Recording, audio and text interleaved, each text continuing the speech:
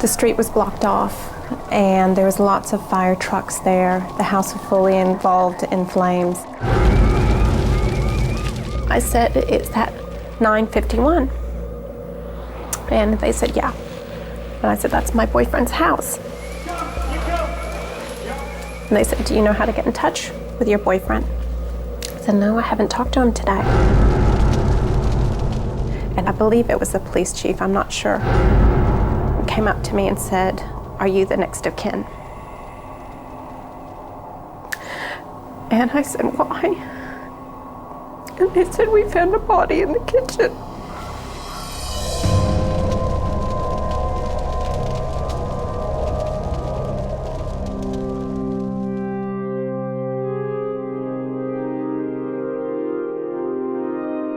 David Coffin was a 41-year-old male who was full of life, very attractive, a lot of fun.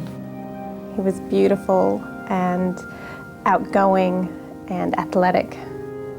My name is Megan Lee, and in 1996, I was dating David Coffin.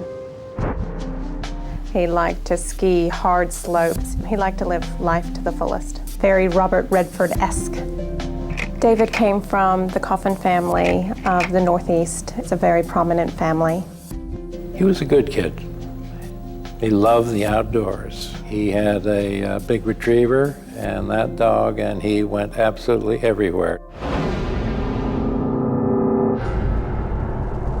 Flames were shooting out of his roof 20 to 30 feet in the air. When they got the fire under control, they walked through once, found nothing. Walked through the second time, and actually a firefighter stepped on the body of David Coffin.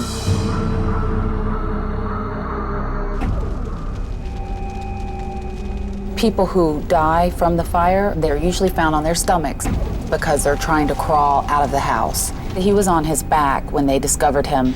That led the firefighters to believe that he did not die from the fire, that this was a murder case. He literally was just executed in cold blood. All that remained of David Coffin was charred remains. My name is Sheila Ross. I'm an assistant district attorney in Atlanta, Georgia. The fire to David Coffin's body and to his home was very, very devastating and destructive. We're talking no hairs, no fibers, no DNA, no fingerprints from any of the things that came from the home. At that point, I had no idea who wanted to kill David Coffin. My world no longer made sense. It's the hardest case I have ever fought in my entire career. The Ghost of David Coffin, tonight's 48 Hours Mystery.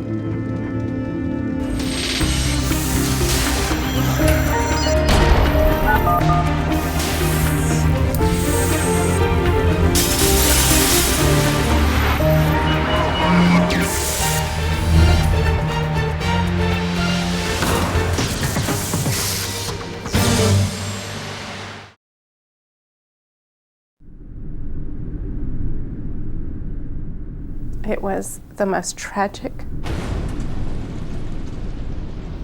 unbelievable time of my life. It was late at night on December 10th, 1996, when Megan Lee watched firemen struggle to gain control of the inferno at the home of her boyfriend, David Coffin. His best friend came on scene, and I had to tell him that David was dead. You see flames shooting out of the roof of your best friend's house. The feelings are horrible. Like Megan, Craig Foster was also in disbelief. You think, geez, is this like a movie? You don't know what to think.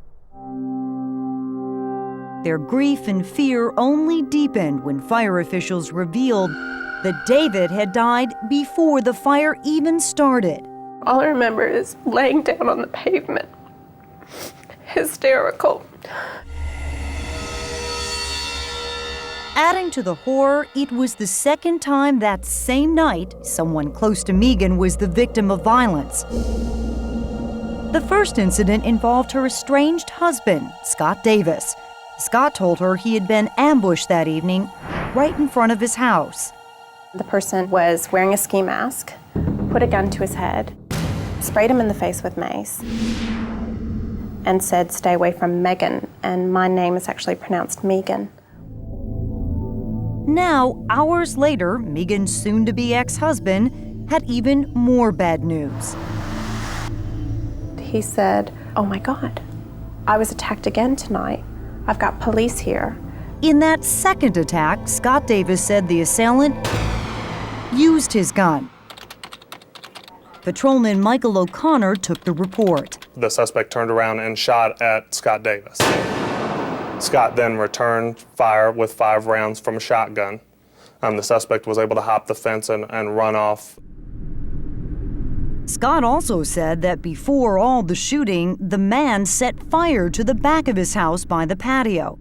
Scott managed to put it out, but the timing was terrifying. It was just hours after David's house was set aflame. It was a fairly bizarre, kind of a copycat kind of a thing going on that was very confusing to all of us. Homicide detective Rick Chambers naturally suspected there had to be a link between the two victims. The same person that killed David Coffin is going to be the same person that attacked Scott. Wanted to get his story while it was still fresh in his mind.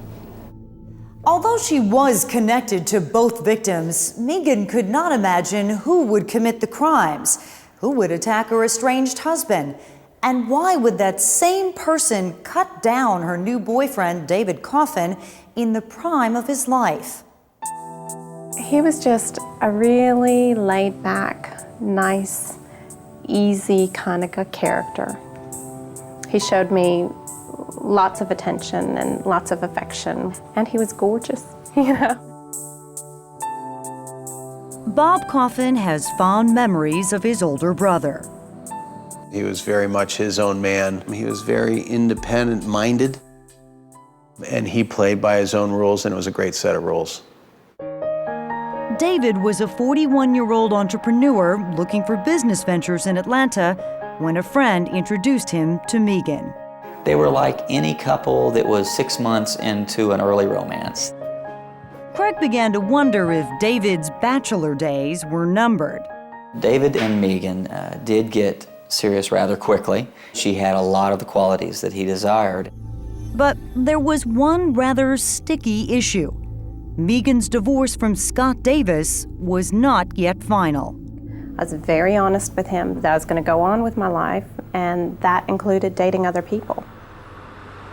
David Coffin spent Thanksgiving week with his father and told him about his new girlfriend. He would say, he'd say, "Dad, you'd love her." Did you think you would be meeting her soon? Yes. Oh, I would put money on it. But David Coffin Sr., patriarch of a wealthy and established New England clan, was a cautious man. He advised his son to take his time. I said, "All right, but be very careful." Did he tell you she was married still? She told me the whole story. Were you concerned? I was concerned. In fact, Scott Davis was not quite ready for divorce and was having a hard time letting Megan go. He kept on talking about this line, "Don't cross this line." And what was the line? The line was having an intimate relationship with somebody. And were you sleeping with David? And so I crossed that line. After Thanksgiving, David returned to Atlanta and spent the next weekend at Megan's apartment. Here was this smart, interesting, attractive man, you know, wanting to spend time with me. And that felt really, really nice. That Sunday morning, David came home and found someone had broken in. The TV was pulled over, the office and the desk was all in disarray, the drawers were open. Most of his prized possessions were there, but a few were missing, including watches, guns, and his beloved Porsche. It was a special car that was a collector-type car that they didn't make many of. 2 days later, David's house was torched and he was dead. In the wee hours, Megan went to the police station to give a statement. She wasn't alone, though. Scott Davis was there, too. He was the only person that who had actually seen an assailant, or actually had a conversation with an assailant. But the more Scott Davis spoke, the more suspicious Detective Chambers grew about what he was saying, especially one critical detail. He said, I didn't shoot him. I didn't shoot David. And what struck you about that statement? I didn't know how David Coffin had died. No one knew. That was the first time the penny dropped, and I went, oh my God. Oh my God.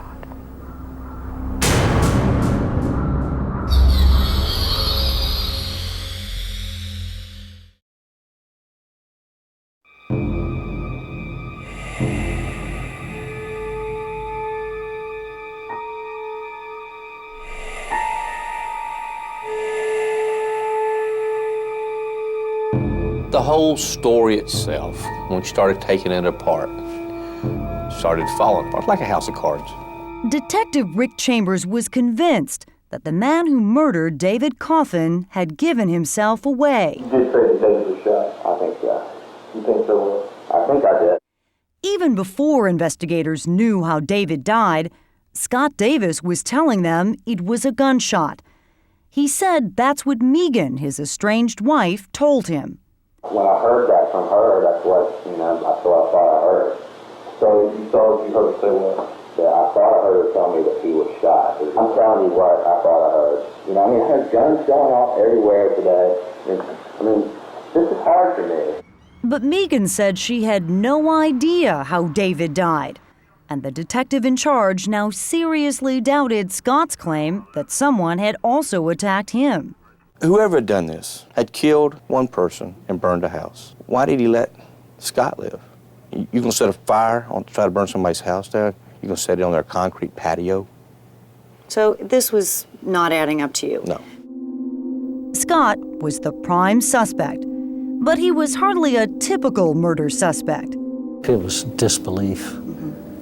Scott's father, Dr. Dave Davis, is a prominent Atlanta psychiatrist. My whole family was very upset, very brokenhearted, surprised, shocked.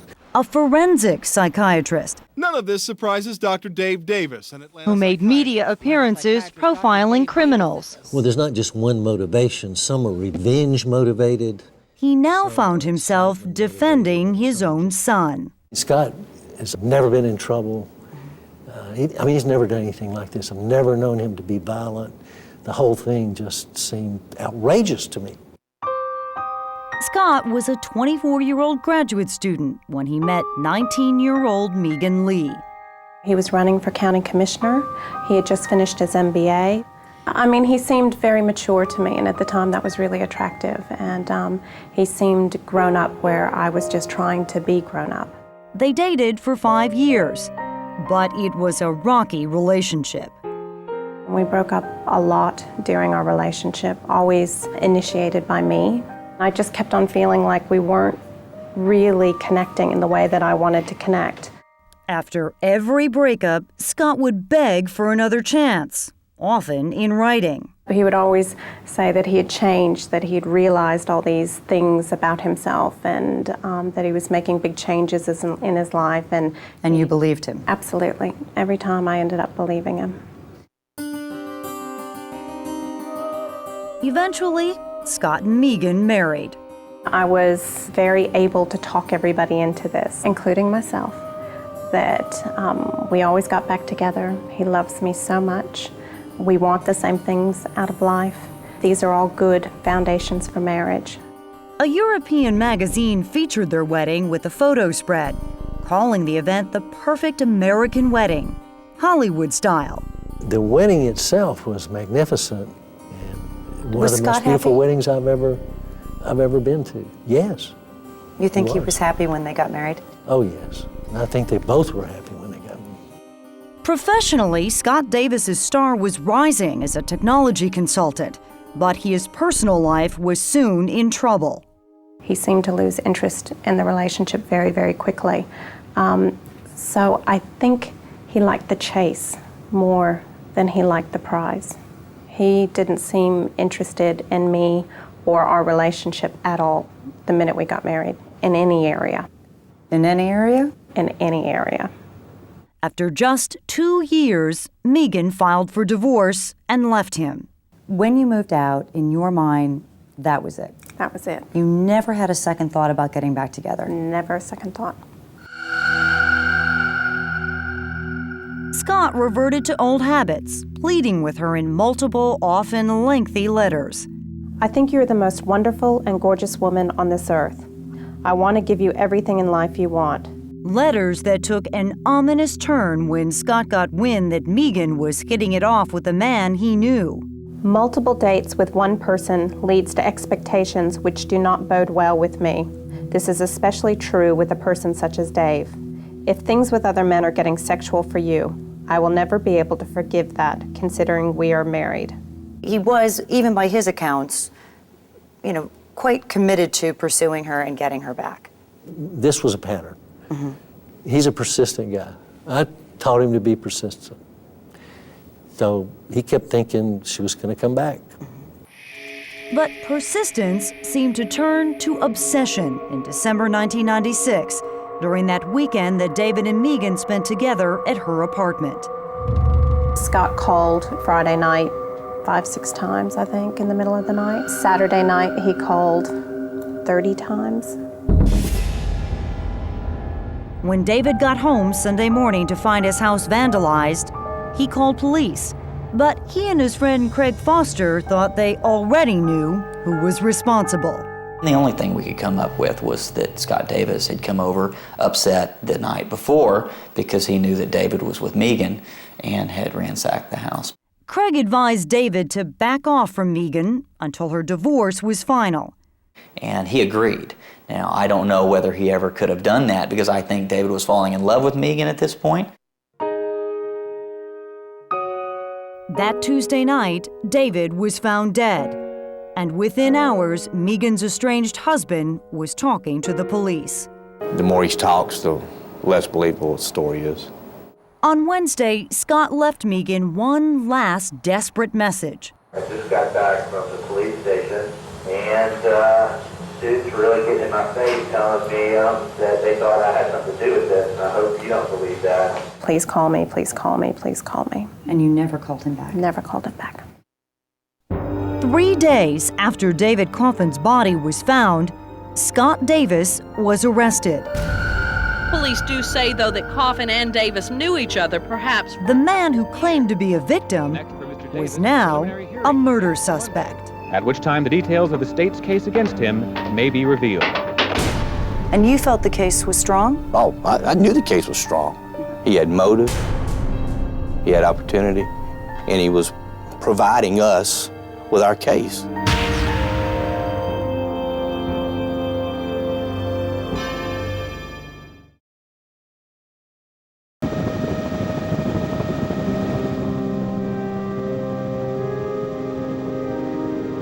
When I first met Scott, he was absolutely just unbelievably frightened that the police were focusing on him in a murder case. Attorney Bruce Morris began representing Scott Davis the day he became a murder suspect. You know, he's an interesting fellow.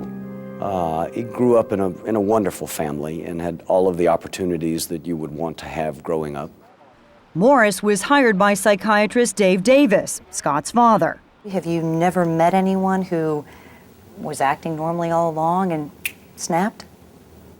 Yeah, but I was talking to him through that period of time. He wasn't snapping. But Detective Rick Chambers says Scott came unhinged when his soon-to-be ex-wife Megan started showing serious interest in another man. Scott Davis had everything he wanted all his life, and the one thing he lost, couldn't stand it. Chambers believes Scott Davis killed David Coffin, then tried to cover his tracks by inventing a fictitious assailant. Well, what he's actually trying to do was say, hey, there's no way I could have done this. See, because I'm a victim as well. Police used phone records and witness statements to create a timeline, showing that Scott had ample opportunity to execute the crimes. On Saturday night, they believe while David was with Megan, Scott ransacked David's home and took a few choice treasures. One thing David Coffin loved, supposedly, was that Porsche. On Monday night, they say, Scott returned, this time to confront David. Do I think Scott Davis went there with the intention of killing David Coffin that night? No, I don't think so. I think he went there with the intention to scare him. All small struggle ensued. Scott shot him. Then, on Tuesday night, Chambers says Scott returned again and set the fire. A lot of physical evidence right there where that fire was at. But the timeline had a problem. David's stolen Porsche was also set on fire. It was found Tuesday morning, miles from where Scott was seen at work. Scott could not have started the Porsche fire. After 90 days in jail, Scott posted a $500,000 bond and was released. Can you definitively answer the question, did Scott Davis kill David Coffin? I can tell you that Scott Davis, from the first moment I ever met him, has unequivocally said, I am innocent, I didn't do this. The pending case against Scott Davis had other issues. A gun taken in the burglary was found near David's body, but was too badly burned to have any prints on it. There's no physical evidence against Scott whatsoever. There's no DNA, no fibers. A search of Scott's house and car also came up empty. None of the stuff that was stolen from David Coffin was linked to Scott. Nothing like that. The district attorney chose not to seek an indictment. And in June 1998, 18 months after Scott Davis was arrested, the charges against him were dropped.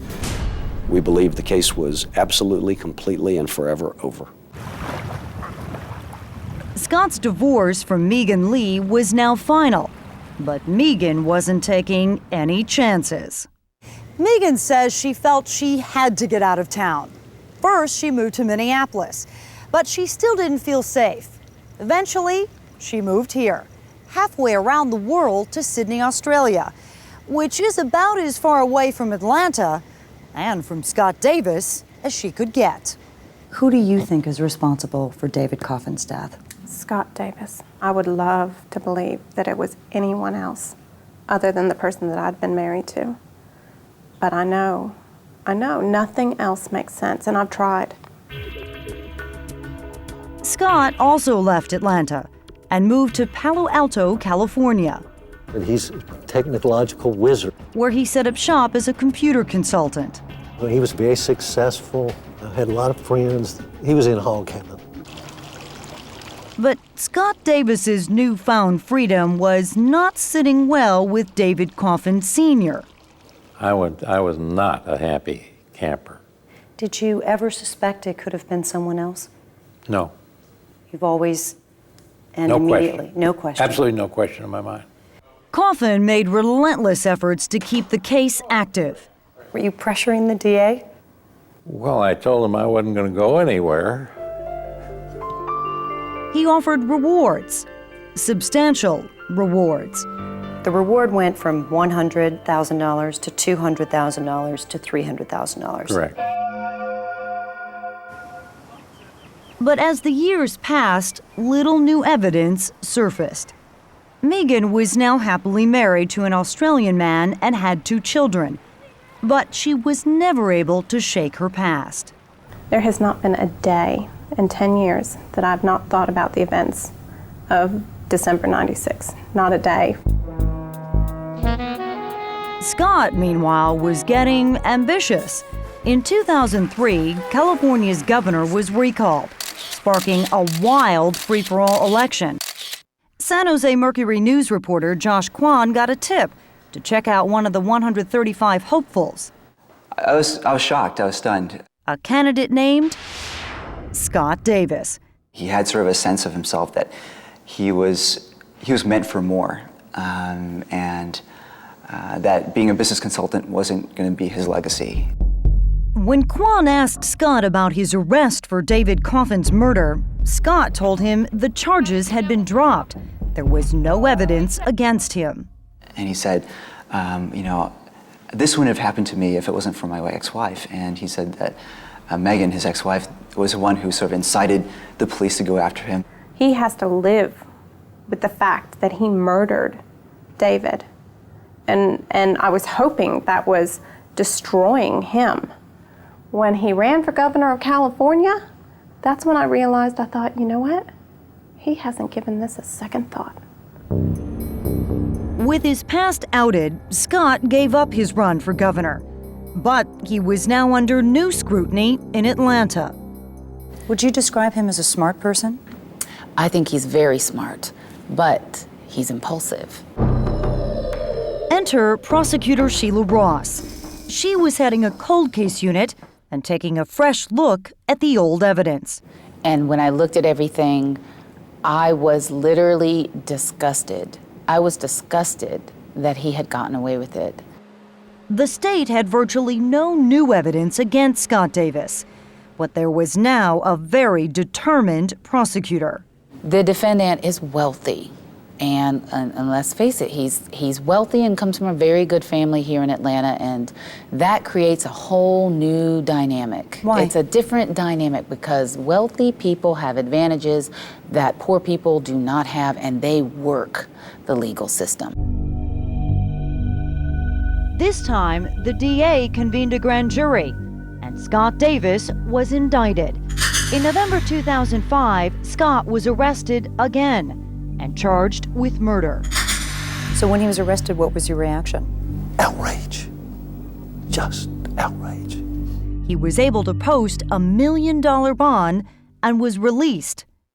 Dr. Davis, is there any shred of doubt in your mind of Scott's innocence? None whatsoever.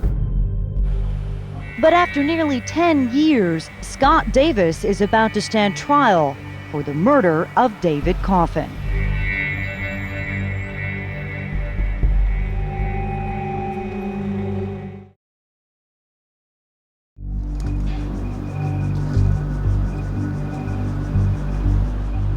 Ten long years after David Coffin's house was set on fire, all rise.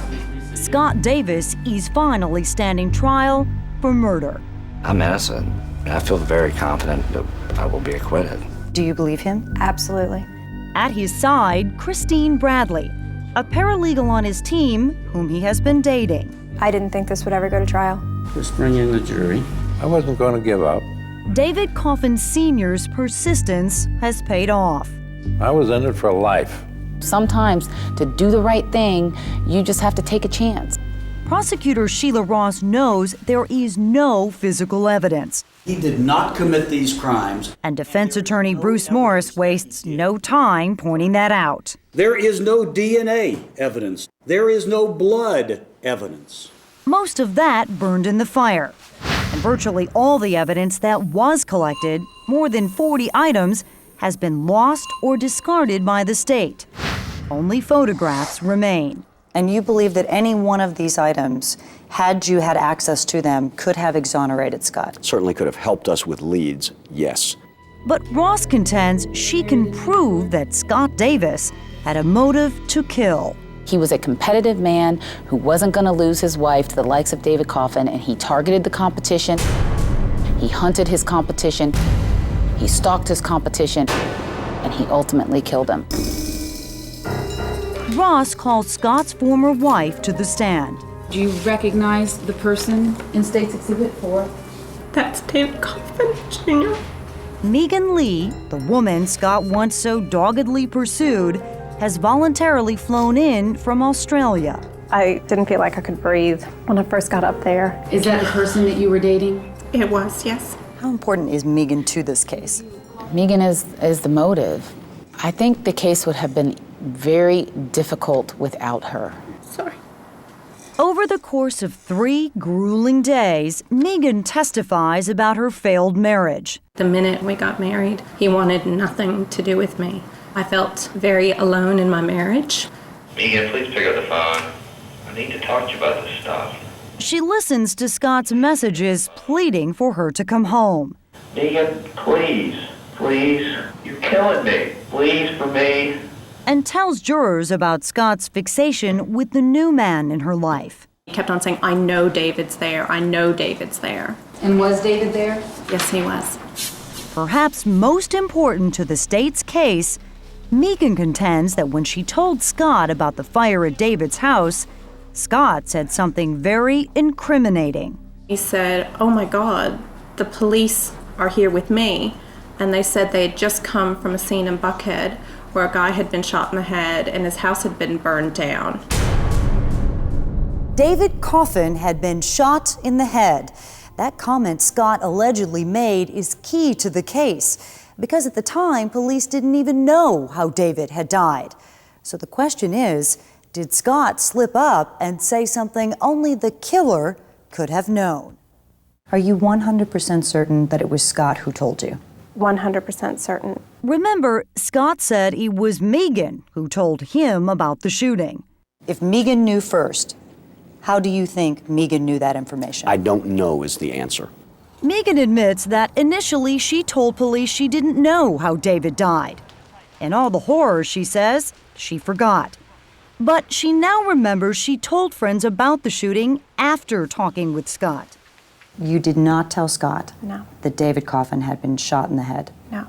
Do you think Megan is lying? I think Megan said it.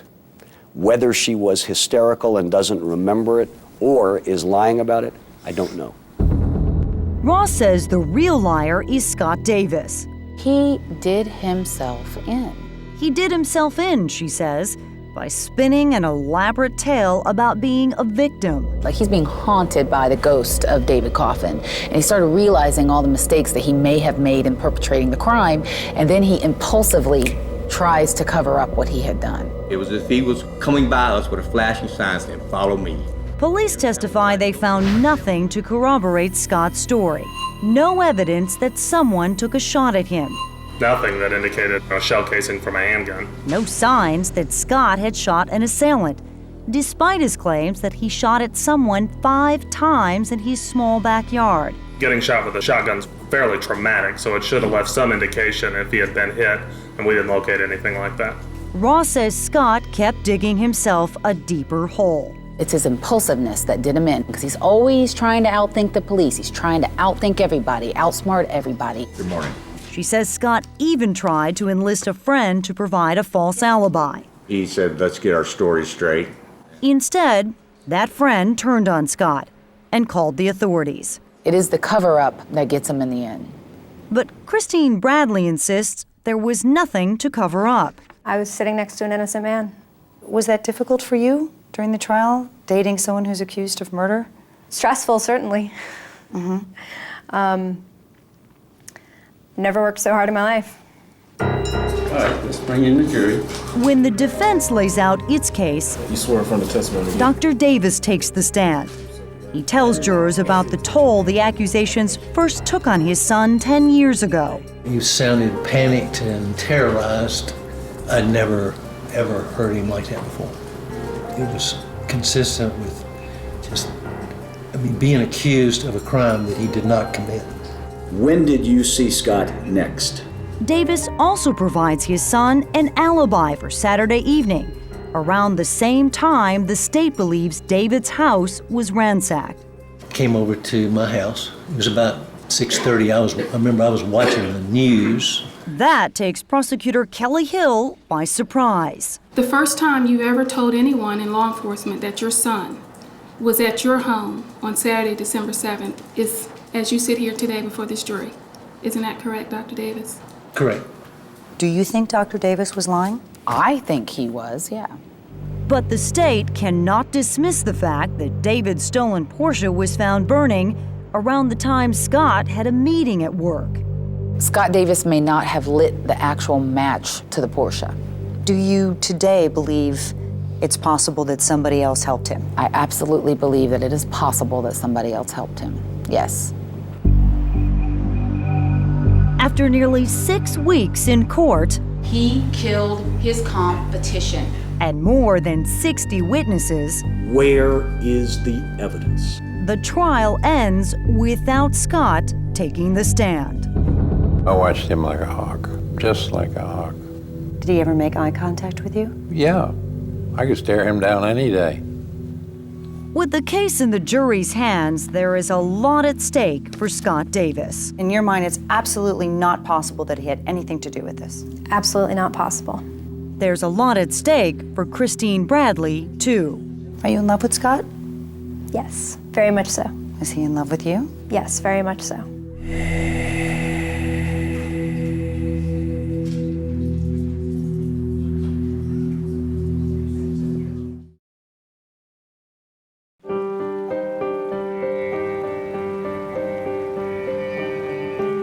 After testifying at Scott Davis's murder trial, Megan Lee has flown home to Australia. But she is still thinking about David Coffin. He was the most down-to-earth, unpretentious guy you can imagine. He had a great laugh and a wickedly good sense of humor. David's father is glad he finally got to meet the woman his son was once so taken with. I told her, I said, I think it was wonderful of you to come all the way to do this, to set yourself up for a difficult time. And she said, I felt I had to do it for the Coffin family. That showed a lot of guts. I obviously saw what David saw in her.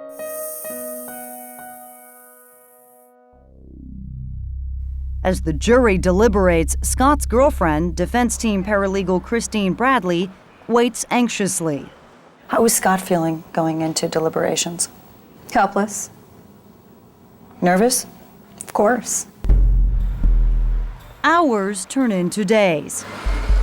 Then court recesses for the weekend with no verdict.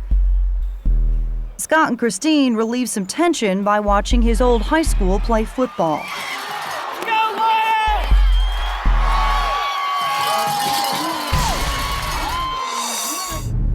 The following Monday, after nearly 4 days of deliberations, okay, I understand we have a verdict. Scott and Christine will soon find out if they'll be able to leave the courtroom together. We can bring in the jury. Defendant, please rise. Prosecutor Sheila Ross warns the Coffin family that there are no guarantees. I told them to expect anything. Your Honor, on this fourth day of December 2006, That anything is possible. State of Georgia versus Scott Winfield Davis. And just brace for impact. We, the jury, find Scott Davis guilty. It is a bittersweet victory for David's father. When you heard the words guilty, I just broke up. was that the first time in 10 years? First time. But for Scott's parents, it is a devastating blow. When the jury walked in the room, I could tell by the look on their faces. None of them, not one jury person, looked at us. And my heart sank. Couldn't believe it. Christine can't believe it either.